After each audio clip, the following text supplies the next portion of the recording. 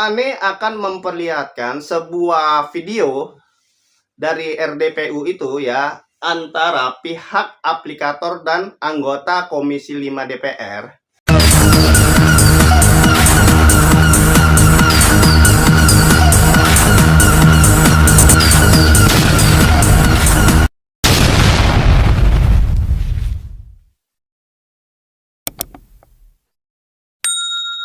Assalamualaikum warahmatullahi wabarakatuh, bro guys. Oke, semoga Tuhan Yang Maha Esa selalu memberkahi kita semua dan selalu memberikan kemudahan kita semua. Amin, amin ya rabbal alamin. Oke bro guys, di dalam video ini ya, Ane akan melanjutkan video Ane tuh yang kemarin ya, yang berjudul Pertemuan 3 Aplikator dengan Anggota DPR ya. Dan dalam video ini Ane hanya meneruskan informasi apa yang Ane lihat dan apa yang Ane dengar ya. Insya Allah jadi pure 100% apa yang Ane terima untuk diteruskan. Oke, seperti yang telah diketahui ya, beberapa hari yang lalu ada sebuah pertemuan RDPU atau rapat dengar pendapat umum ya, antara pihak aplikator yaitu Grab, Gojek, dan Maxim dengan anggota-anggota Komisi 5 DPR. Nah, dalam video Ane pada bagian yang kedua ini nih ya, Ane akan memperlihatkan sebuah video dari RDPU itu ya, antara pihak aplikator dan anggota Komisi 5 DPR, di mana ada seorang perwakilan anggota DPR Komisi 5 dari fraksi PDIP yang bernama Bapak Andrian Napitupulu ya, berbicara kepada pihak aplikator.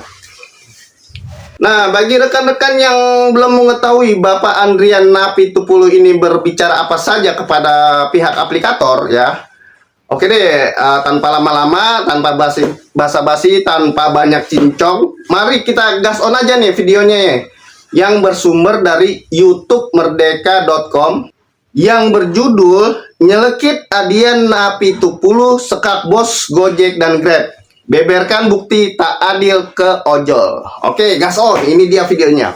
Pimpinan yang kami sampaikan, terima kasih. Baik, silakan. Terima kasih Pak Haryanto. Silakan Pak Adian. Ya, selamat siang semuanya. Terima kasih pimpinan. Jadi kalau dulu saya pernah berdiskusi dengan teman-teman Gojek, supir ojeknya, lalu kita petakan kira-kira ada sekitar 12-14 pasal yang dilanggar dari driver online roda 2 ini.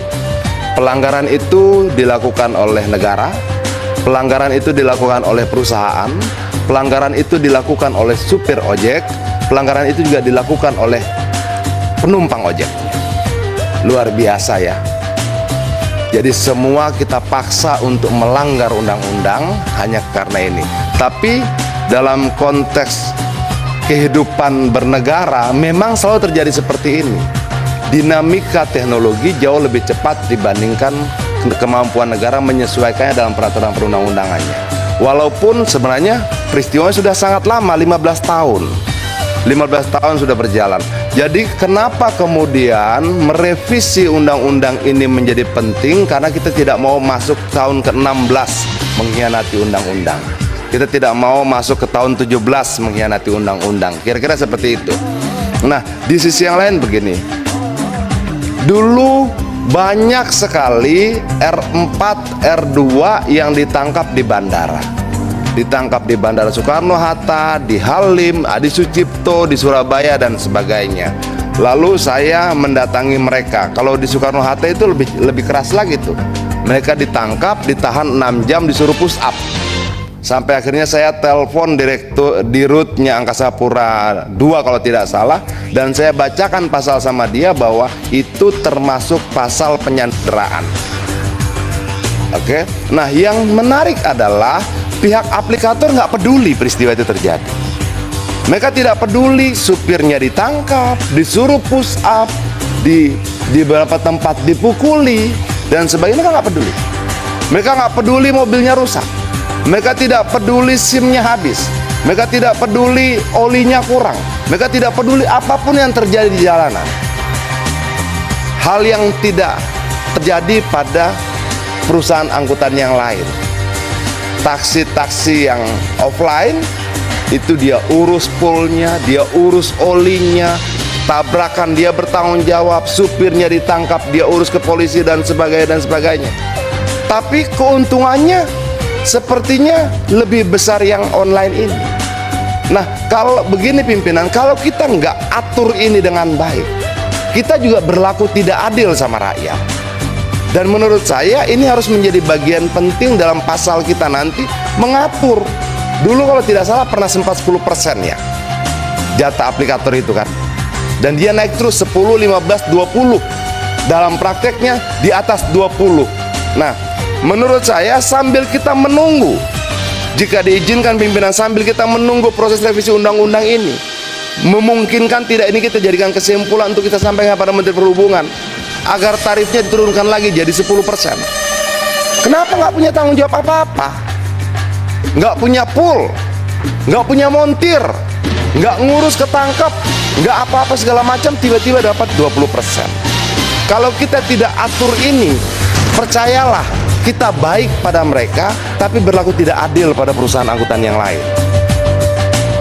Nah, untuk itu menurut saya pimpinan, kalau bisa kesepakatan kita bersama, rekomendasikanlah paling tidak sambil kita menunggu revisi undang-undang ini, jangan kita biarkan penindasan terhadap supir ojek itu semakin lama berlangsung. Rekomendasikan permen yang mengatur 20% itu diturunkan segera. Karena kita tidak bisa menjamin proses revisi ini selesai 2 bulan, 3 bulan, 1 tahun atau 2 tahun. Walaupun saya berharap selesai dalam 1-2 bulan ini. Kenapa? Negara ini tidak boleh berlama-lama mengkhianati produk undang-undangnya. Terima kasih pimpinan. Baik, terima kasih Pak Adian.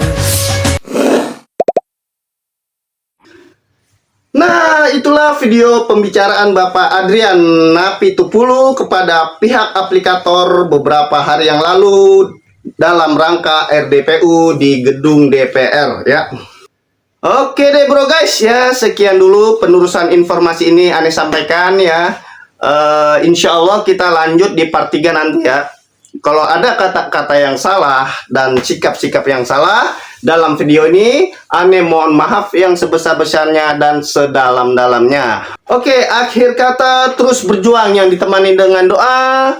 Jangan pernah menyerah walaupun lelah. Oke, salam satu aspal. Wassalamualaikum warahmatullahi wabarakatuh.